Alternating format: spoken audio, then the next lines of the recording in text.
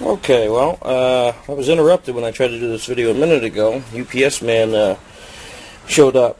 But anyway, well, first of all, David, my son, is out here riding his little John Deere mower, tractor, whatever. So you might hear that noise in the background. But anyway, what I got here, this is a Dell Slimline desktop. And first of all, this is not an instructional or how-to video. If you want to utilize it for that, you're more than welcome to. Do it at your own risk. Sometimes if I'm doing a little project or something, I like taking pictures and doing a video and whatnot. So anyway, this is a Dell Slimline. The onboard video is defective. So I do have a video card physically installed here. It's a GeForce 8400 GS.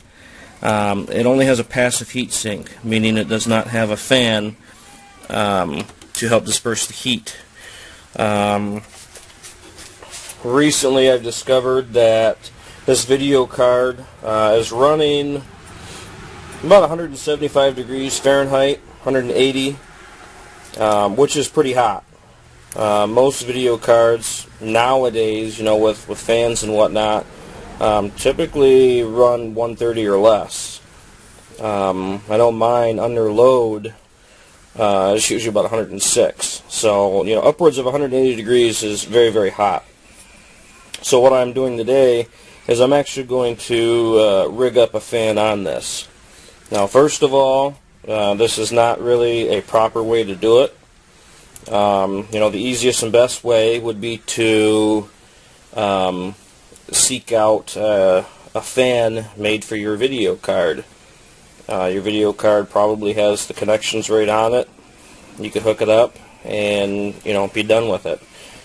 What I'm going to do, because I just don't feel like doing that, and sometimes it's fun to just mess around with stuff. I do have an old heatsink here. I don't know, I want to say it came off of a Celeron system. Can't remember what socket. Doesn't really matter, because I'm removing the fan here. I've taken the fan off. Okay, and this fan I'm actually going to connect to the heatsink on the video card here to keep it cool, because it's just way too hot. Being that this is a slimline, there's a lot of limitations to it. This used to have, because it was a CPU heatsink, it had a 3-prong connection on it. Well, there's none on the board anyway. There's one for the fan, for the main fan for the CPU, but there's no other connections anywhere for additional fans, because these machines really aren't meant to be screwed with. They're not meant to be upgraded very much. A typical board, if you built your system, a typical board probably has, I don't know, at least 2 or 3 extra fan connections, assuming they don't run off of a 4-pin Molex. But anyway, what I'm doing is I basically just cut off the end, and in this case, it's going to be red and black. The heat shrink tubing kind of pulled back. Anyway, it's going to be red and black that I'm going to be using. The yellow I'm not using. On this fan, I believe the yellow was more than likely for like a sensor to tell the board the RPMs of the fan. We're not going to be utilizing that. So what I've done here is, this is actually a 12-volt fan. So I've taken the only 4-pin Molex here.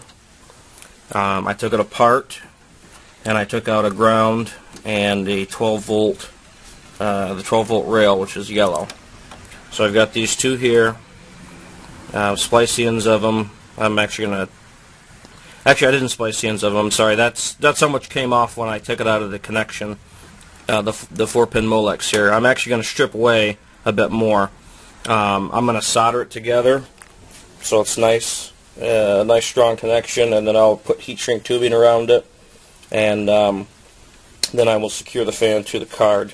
So again, this isn't exactly a how-to or instructional video. If you want to leave nasty comments, I'll just delete them. If you have constructive criticism, by all means, go ahead and post it. like I said, this is not really the proper way to do it. You're not really going to hurt anything unless you don't know what you're doing. You know, if you leave it connected to the wall and you start touching wires to bare metal, I mean, you're going to cause problems. So anyway, do it at your own risk if you even want to try to do it. So that's it for this little section. I'm going to stop it. I'll make another video once I get a little bit deeper into the project and go from there. Okay, real quick here, I'm just going to show the fan functioning. Right now I've just got it hooked up with some alligator clips here. I'm just going to power it up so you can see it function before I solder it together and whatnot. So we'll hit the power and you can see the fan kick on there. So that's the fan we will be securing to the video card. And we'll see how much of a temperature drop we can achieve by adding that fan. And I'll make a few videos through the process and join them all together. So that's it for that part. Okay, now I've already got the wires all stripped. If anybody is looking for a nice wire stripper, I really like these. I think I got them on Amazon for like, I don't know, $10 or $12. They work great. So yeah, I really like them. You can spend a lot of money on strippers and crimpers and whatnot, and these work really well. So anyway, I'm gonna pick out some heat shrink tubing. Hopefully I got some small enough.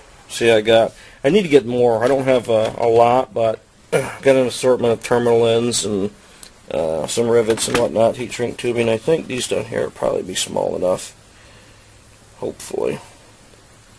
So yeah, that's where we're at right now. We'll do a short video of the soldering of it and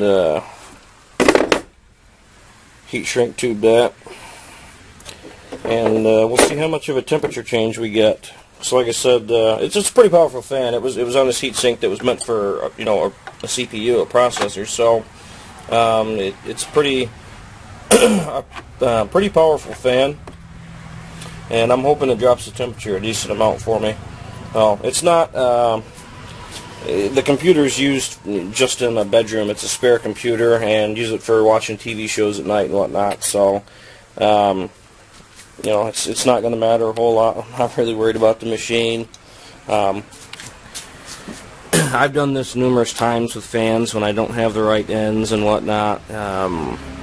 So like I said, it's not the way that you should do it. So I don't need people commenting, that you shouldn't do it and whatnot. I've already stated that. So if you don't want to buy the stuff to do it right, you got some stuff laying around you want to utilize for it, cool. That's what I'm doing. So we'll stop this and pick it up when I'm soldering everything together. Okay, we got the wires from the fan connected here. Let that out of the way, that's solder. We got them spliced together. Back here, this is heat shrink tubing that has been put around it. If you're not familiar with that, you'll see that once I use it. So yeah, they're connected, they're fluxed up. I really prefer this flux paste that you can actually get in a syringe. Works really well. It's easy to use instead of using like a brush with a little can that some of them come in. I really like the syringe. It works pretty well. I'm not a professional at soldering. I solder it just because out of habit. Anytime I'm splicing stuff together, well, my camera battery died. Of course, I wanted to do this, and the camera had to die. So now I'm using my phone. I don't know how well it's going to turn out. So we'll see. But anyway, I forget what I was doing in the video now when it died. The wires are spliced together. Okay. And I've got some heat shrink tubing back here. If you're not familiar with that, you'll see me use it in a minute. I'm not a professional at soldering, so, you know, you don't really have to critique me on that. I'm not saying that I'm perfect at soldering. I pretty much anytime, you know, I'm splicing stuff together for whatever reason, whether I'm working on a car or a computer, just out of habit, I usually solder everything. It's typically, you know, a pretty good thing to do. So for the most part, I always solder stuff. Just something that my dad always did, and I kind of do the same. I have a cheap soldering iron right here. I really want a decent one with a stand with variable temp.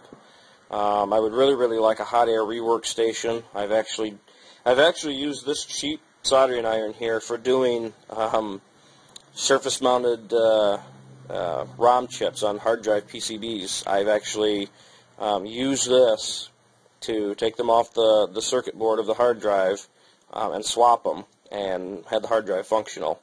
I had to do that when I had a hard drive die on me, and it actually ended up being the board. I replaced the board, but the ROM chip did not have the correct, even though it was an identical board, the ROM chip was different. So the hard drive still would not function right. It would actually power up, which it didn't do before, but it wouldn't read properly. The information stored on the ROM chip was wrong. So I actually had to unsolder the ROM chip on the old one, unsolder the one on the new one, swap it over, resolder it together, and I actually got it to work. I was very impressed with that. So that was with this cheap iron right here, okay? 60 watt. It's a 60 watt iron. So anyway, I have no idea if I'm going to be able to get this to sit right to record while I'm soldering. This phone doesn't have a very good camera anyway. Let's see.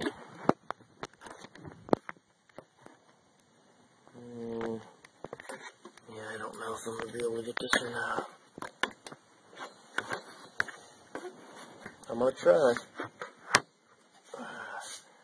You can kind of see it, but it doesn't look like it's focused really well. This phone sucks. That pisses me off. Well, whatever. I'm just going to go ahead and do it.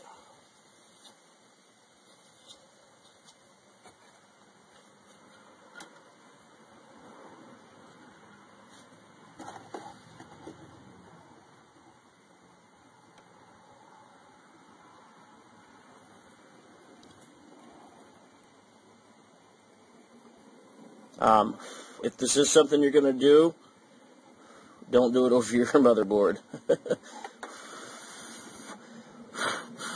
You get one drop of solder on that board, and you could fry it. You go to turn it on, then you got a couple things shorting out because of a drop of solder. So, yeah, definitely do not do this over the motherboard.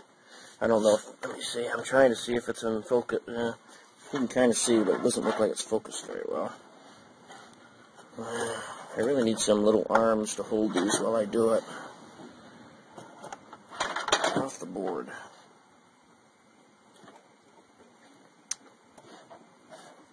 Boy, what I would give for a third hand. There we go. So, again, I'm not a master at soldering. If you're just starting out, basically, for the most part, you keep your iron here on the bottom and your solder on the top, and you let the solder soak into it. If your iron's hot enough and you're doing it right, the solder should just melt right into it. You should not be trying to melt the solder on the iron and trying to touch it. That's not how it's supposed to work. So, again, I'm not a professional at it, didn't claim to be, but it's a good idea, anyway, to solder them. One thing you don't want to do when you're working with this heat shrink tubing is, while this is still pretty hot, do not bring your tubing up over top of it yet. It'll melt the tubing, and you will have a lot of trouble trying to get it over it. Let's open this door. Maybe more light will help this. Maybe not. This is a Droid X2. I'm not very happy with it. Yeah, it cannot focus at all. Stupid thing. Anyway, sorry about that. But let's see if this is cool yet. Yeah, those are cool. So your heat shrink tubing you would have had already on. Now you can roll it up here over top. I'm going to need my other hand. Give me 1 second.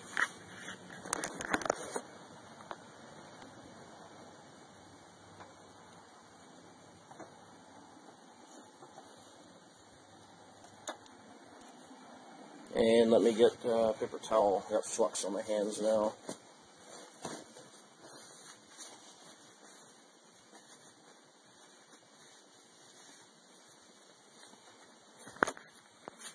And then you take a lighter. I just happen to have a barbecue lighter with me. Take a lighter and go across it. You'll see it start to shrink up. Don't do it too much. You don't want to melt a hole in it. And there's one. And I apologize. Like I said, this is kind of blurry. It is nowhere near as good as the camera I was using. Okay, go across this one. Use this instead of electrical tape. Most applications, that's all I would use. I don't really like using electrical tape. It's kind of messy. You got to wrap it real nice and tight. You don't want to be in loose. It's just prone to issues down the road. There are some applications where I've had to use it, and I will. But doing little intricate stuff like this, definitely recommend soldering and using heat shrink tubing. You will never have a problem with that. This here, I'm never going to have a problem with that, ever. Okay? So, now that's protected. It's not going to touch anything and short out. And now I basically am going to have to attach this fan to the video card. Which, this is going to sound kind of bad, but I am going to use a form of adhesive, probably JB Weld, JB Quick, something like that. Because I don't have anything else. The screws that were used to secure it to this, they will not function. Let me see if I can pull this out here. Let me set my phone down one more time, okay?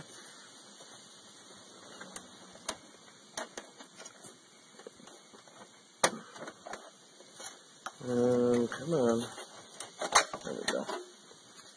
So, yeah, the screws for it, but they don't function. They won't work in this. So I am going to end up gluing that on. Get back on there. Which isn't that big of a deal. Okay, you don't want to do that directly to a chip. That's ignorant. Okay, but it's going to go on the heat sink. Just a couple of dabs so it stays on it. You know, the only purpose of the fan is to dissipate heat away from the heat sink. Okay. So definitely don't try to do that and glue it directly to a chip. That's a bad idea. Okay, and then it's going to sit on there, and I think it's going to work out pretty well. So let me finish what I'm doing. I'll get it back together. We'll see what kind of temperature we're getting out of it after I put this fan on it. So again, sorry, had to switch to my phone, so now the video quality is nowhere near as good as it was. This is not exactly a how-to video or a tutorial. I just like doing little things like this and sometimes recording them.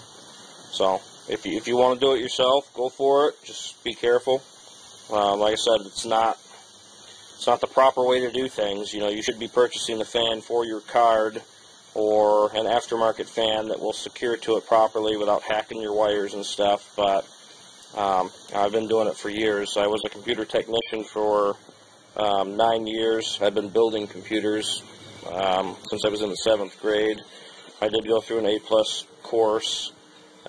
So, I mean, I've got a fairly strong background in this stuff. Again, if you want to give any constructive criticism to anybody who might want to try this, go for it in the comments. But don't be a dick. You know, like I said, I didn't claim to be a pro, you know, at the soldering or any of it, but I do know what I'm doing, and I've been doing it for quite a while. So it's an option that you have if you want to explore that, but I've already stated it's not the proper way to do things. Anyway, let me get everything back together. Let me secure this fan, and we'll get it hooked back up and get a temperature reading out of it, because, like I said, this thing was running high 170s. So there's no ventilation in this case. You know, the heatsink was passive on the video card. There's no fans in the back anywhere. Your power supply fan, yeah, it keeps the power supply cool. It doesn't draw out a lot of the heat, though. And then you have the fan in the front, which cools the processor, and, you know, the warm air comes out here and kind of just lingers in the case. It doesn't really come out like, you know, as it should. So anyway, this video is kind of rambling on a little bit. I'll stop it, and we'll, like I said, we'll get a temperature reading on it and see what we get. Okay, well, again, there's the noise, okay, him on his little tractor. But here it is completed. I said I was going to do the next video hooked up and the temperature and stuff, but I'm going to do this one real quick. I brought it out here, outside, out of the garage, so it's a bit windy. I'm sorry for that. Just real quick, here it is secured. Okay, and I used JB Quick because that's what I had. Pretty sure it's basically like JB Weld, but it's supposed to set up quicker. Okay, so anyway, I've got that outside in the air, on the sun.